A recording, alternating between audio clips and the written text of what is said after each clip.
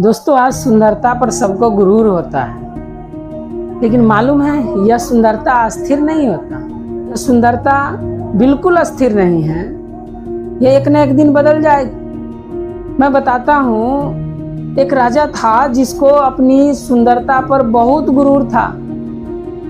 वह इतना सुंदर था कि वह हमेशा अपना पूरा दिन सजने और संवरने में बिता देता, जिन कारण वहां के रह रहे मंत्री को काफी गुस्सा होता था, क्योंकि वहां के प्रजा को काफी दुख हो रही थी, वहां की जनता को काफी दुख हो रही थी। वह मंत्री सोच लिया कि इस राजा को सबक सिखाकर ही रहूंगा। और एक दिन क्या हुई, जब मंत्री ने राजा के कमरे में गया तो राजा उनसे पूछ बैठे कि जरा बताओ आज हम कैसा दिख रहा हूं। मंत्री कहा, बिल्कुल नहीं महाराज, आप तो कल की अपेक्षा आज सुंदर नहीं है। राजा को गुस्सा आ गया, तुम कैसे कह सकते हो कि आज मैं उतनी सुंदर नहीं हूं, मैं कल की अपेक्षा आज सुंदर नहीं हूं। मंत्री कहता है, हाँ महाराज, मैं सही कहता हूं कि आप कल की अपेक्षा आज सुंदर नहीं है। राजा कहता है कि तुम्हें साबित करना होगा। तब मंत्री कहते हैं, जी महाराज, मैं प्रमाण के साथ कह सकता हूं कि आप कल की अपेक्षा सुंदर नहीं है।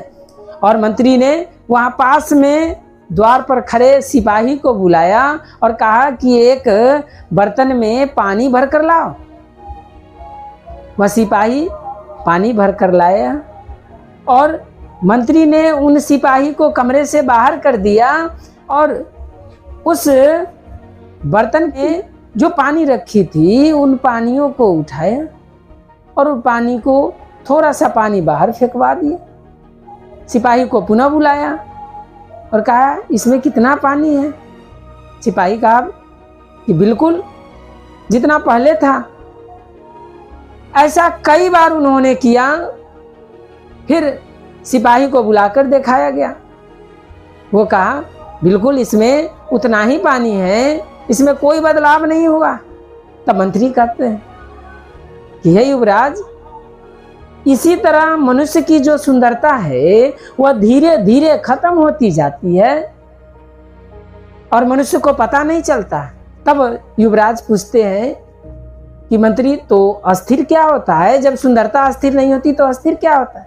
तो मंत्री कहते हैं कि हे युवराज, मनुष्य को जो कर्म है वह कर्म अस्थिर होता है, क्योंकि मनुष्य मर जाते हैं लेकिन उसका यश, उसका कर्म हमेशा उनके साथ याद किए जाते हैं। तो अच्छे कर्म क्या होगा? हे युवराज, अब अभी तो आप राजा बने हैं, तो राजा का काम होता है कि वहां की प्रजा सुखी हो, और यहाँ की प्रजा काफी दुखी है।